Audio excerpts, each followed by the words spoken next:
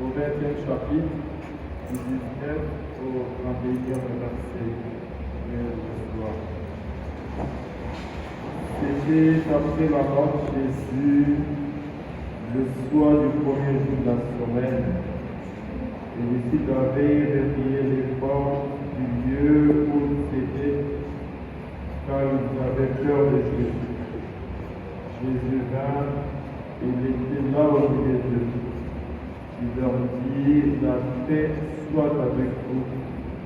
Après cette parole, il leur montra ses mains et son côté. Les disciples furent remplis de joie en voyant le Seigneur. Jésus leur dit de nouveau, la paix soit avec vous.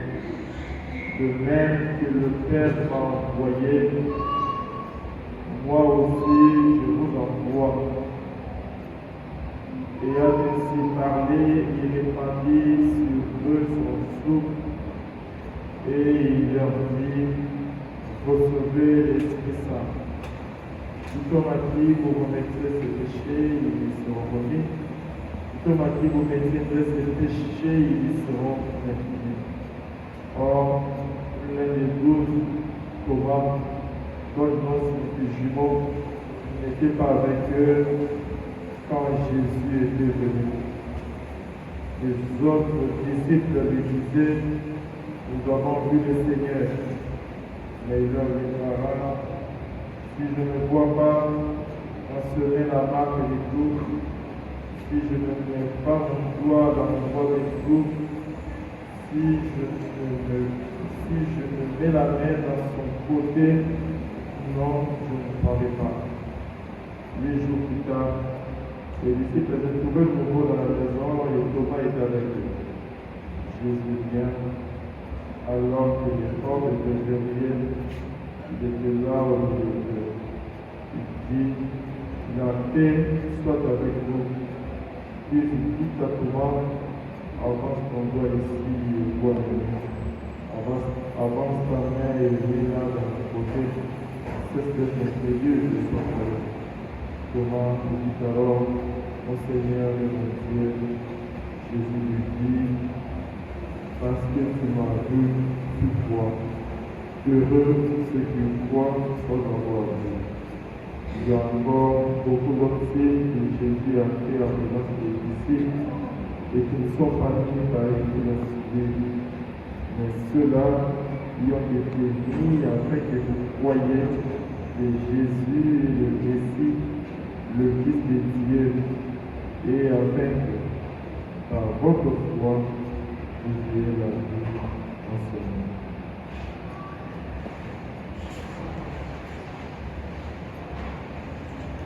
Veuillez vous lever, s'il vous plaît. Ceux qui sont assis là, levez-vous. Ceux qui sont assis, vivent.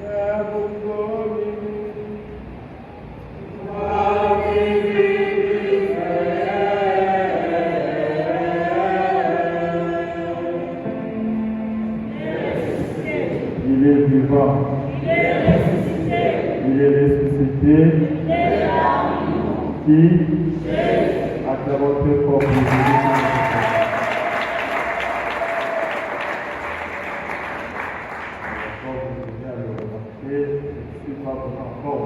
Je suis convalescent, un peu malade, affaibli par la santé. Donc, je n'ai pas rigueur aujourd'hui par rapport à la capacité de trouver Sœurs de frères et Seigneur, nous continuons. Aujourd'hui, nous clôturons avec l'octave de Pâques. Et c'est un dimanche de Pâques qu'on appelle aussi dimanche de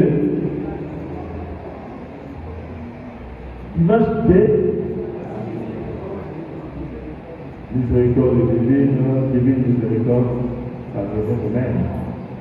Alors, ce dimanche a été institué par qui?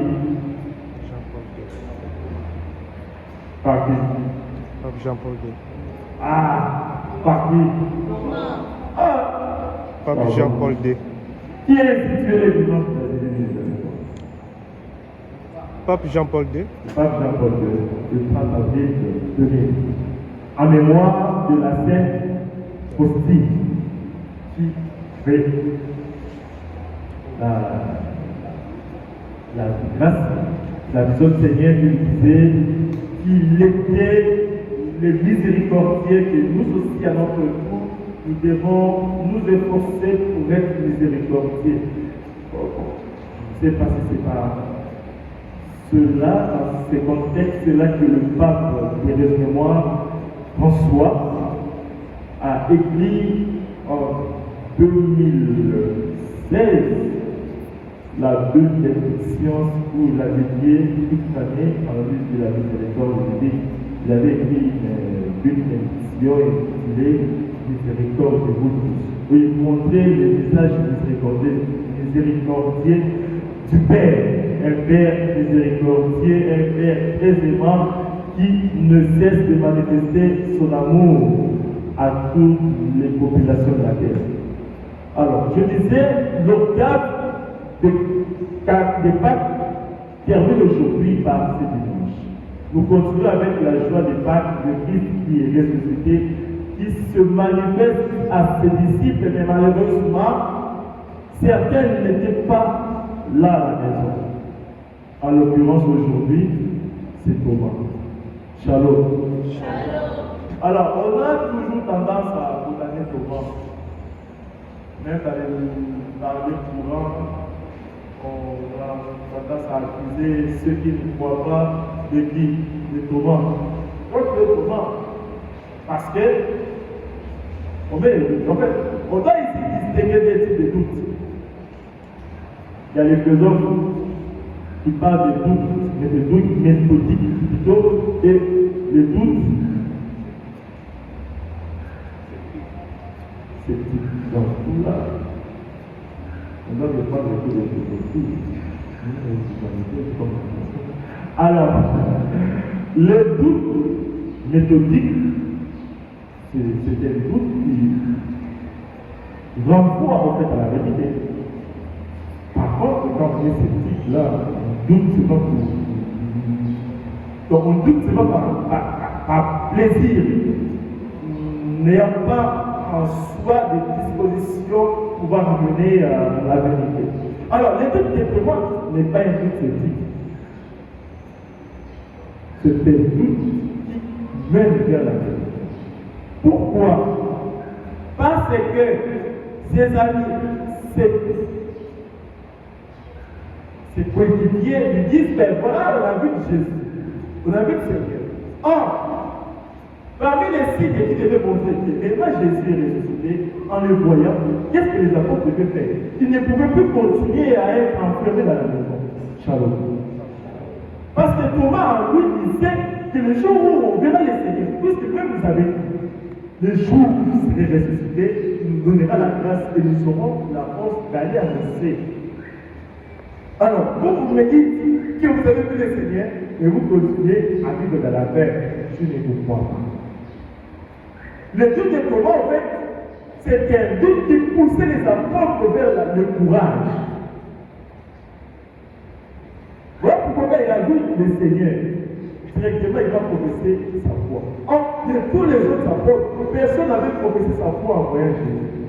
C'est Thomas qui est le premier à dire, mon Seigneur et mon Dieu. Shalom. Alors, à ce dimanche, nous aussi, nous sommes appelés à professer notre foi. Et en même temps, les doutes de Thomas nous est parce qu'aujourd'hui, il y a beaucoup d'ignorants dans le domaine de la foi.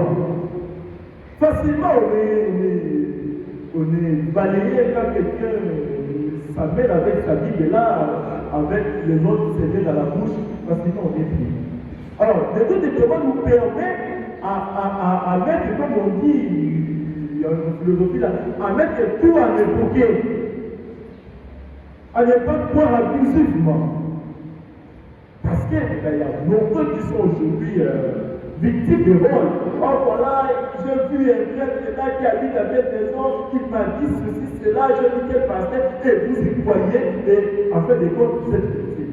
Thomas aujourd'hui nous montre qu'il y a des choses qu'on avait écrit à son temps. Le pape Benoît XVI, pour le pape, pourquoi je ne sais pas, il avait écrit en son temps, en 2005 une encyclique intitulée Fides et Ratio, la foi et la raison. Notre foi ne doit pas être une foi naïve, mais elle doit être guidée par un peu d'intelligence. Ainsi, l'intelligence ne doit pas être une intelligence aveugle pour ne pas être science de sa conscience, mais une intelligence éclairée par la foi. Voilà pourquoi, de moi, les bons papes Benoît disait, la foi et la raison sont comme ce deux ailes qui permettent à l'esprit humain de s'envoler vers la contemplation des idées.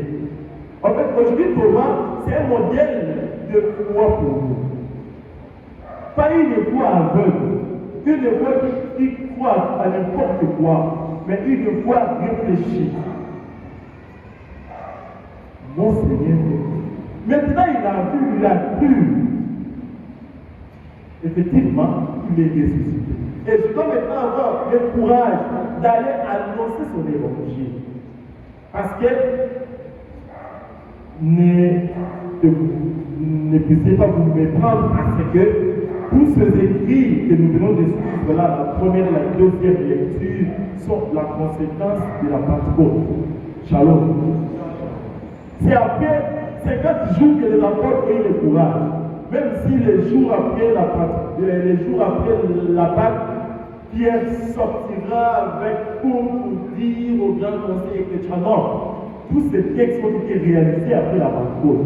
Donc, même si Jésus est encore à parler aujourd'hui, 7 jours après, les apôtres doivent continuer à vivre dans la peur. Ils ont entendu l'Esprit pour qu'ils puissent y aller annoncer. Mais nous ne pouvons pas attendre l'Esprit parce que nous avons reçu le jour de notre baptême. Nous devons avoir le courage d'annoncer Jésus, comme ils l'ont fait bien entendu, les apôtres. Mais nous, aujourd'hui, annoncer Jésus, ça signifie quoi? C'est refuser de participer avec le diable. Que dit le diable? Dit toutes les antivaleurs. Aujourd'hui, les chrétiens sont devenus de plus en plus des aventuriers. Des méchants, des jaloux, toutes sortes de mots qui existent aujourd'hui dans la société, on peut les appliquer chez les chrétiens. Entre les chrétiens, il y a des empoisonnements, il y a des tueries, il y a de la jalousie, ainsi de suite. Alors, nous maintenant, notre Jésus, c'est nous détacher de tout cela. Vous verrez quelqu'un qui vient à la messe, qui vient à l'église, il prie, mais au fond de lui, il continue à mener une vie noire, une vie sombre. Alors, dire mon Seigneur et mon Dieu implique un renoncement de la vie passée pour intégrer Jésus dans toute sa vie. En ce dimanche de Pâques, dimanche de la miséricorde divine, l'appel qui nous est lancé consiste à témoigner Jésus, non par le simple parole, mais par les actes. Les gens qui dorment, shalom. Réveillez-vous. Il fait très chaud. Je ne sais pas, c'est pas de faute. Alors, annoncer Jésus comme Thomas signifie nous détacher de vieilles habitudes pour épouser l'homme nouveau, l'homme ressuscité de Jésus. Voilà pourquoi le temps de Pâques, c'est ce moment de l'annonce de la bonne nouvelle. C'est ce moment où le chrétien ne doit plus vivre dans la peur. Il ne doit plus vivre dans l'égoïsme, dans la méchanceté, mais il doit vivre comme le Fils de lumière. Et il va répondre sa lumière à tout le monde, sa joie à tout le monde. C'est cela la Pâque. C'est la grâce que nous devons demander au Seigneur en ce dimanche. Il nous aide pour que nous soyons nous aussi comme des véritables Thomas, des Thomas modernes. Des Thomas qui apporteront à leur frère la lumière du ressuscité. Et non des Thomas qui vont rester seulement en train de tout nier. Parce qu'il y a aussi des gens là qui par moi, énervent. Et ils doutent du tout, même devant la vérité, ils doutent. Vous pouvez vraiment vous casser 1000 morceaux pour leur montrer la vérité, ils doutent. Mais que nous soyons des véritables Thomas, des gens qui passent de l'obscurité, qui passent des ténèbres à la lumière. C'est l'invitation qui nous est lancée en cette dimanche. Connaissons l'effort pour que nous puissions passer des ténèbres à la lumière, passer de la méchanceté au vrai, de l'égoïsme